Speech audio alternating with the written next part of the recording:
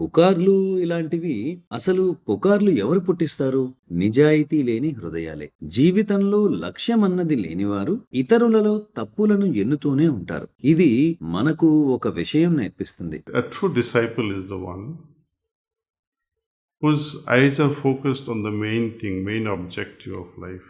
నిజమైన అభ్యాసి జీవితంలో ఒకే లక్ష్యంతో అటూ ఇటూ చూడకుండా తదేక దీక్షతో అత్యున్నతమైన దాన్ని సాధించేవాడే. దారిలో అటూ ఇటూ పరికిస్తూ ఉండడమే మనం లక్ష్యం నుంచి దూరంగా జరిగేలా చేస్తుంది. మన హృదయం కరిగినప్పుడు, ఆర్ద్రతతో మృదువుగా మారినప్పుడు పనికిమాలిన విషయాల పట్ల గాసిప్ని భరించలేదు. ప్రశాంతంగా, హుందాగా తన లక్ష్యంపైనే కేంద్రీకరించబడి ఉంటుంది. సున్నితత్వాన్ని కలిగి ఉంటుంది. Mother's heart is always vulnerable to a child's demands, ever ready to fulfill those needs of a child and whims of a child. తల్లి హృదయం ఎప్పుడూ తన బిడ్డ కోరినవి తీర్చడానికి తయారుగా, సిద్ధంగా, సున్నితంగా ఉంటుంది.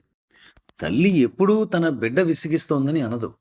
అయితే పిల్లలు పెద్దయ్యాక ఒక్కోసారి ఆ తల్లితోనే ఎందుకు కన్నానురా అనిపించేలా తయారవుతారు. మన జీవిత భాగస్వామి మనలో సహనాన్ని పెంపొందిస్తారు. పిల్లల వల్ల మనలో వినమ్రత ఏర్పడుతుంది. మనుమలు, మనుమరాళ్ళు మనల్ని మరింత ప్రేమగా మారుస్తారని నేను ఇప్పుడే తెలుసుకుంటున్నా. మరి గురువర్యులు? They prepare us.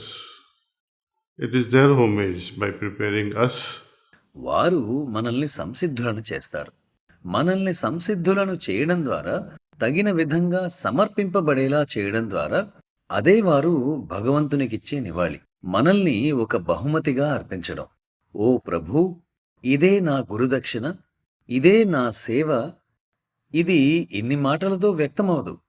ప్రతి మార్గదర్శి తన అభ్యాసీలను అంతే ప్రతిష్టాత్మకంగా, స్వచ్ఛంగా, సరళంగా, నిర్మలంగా సమర్పించుకోవాలని కలగంటారు. ఆయన పని అంతే.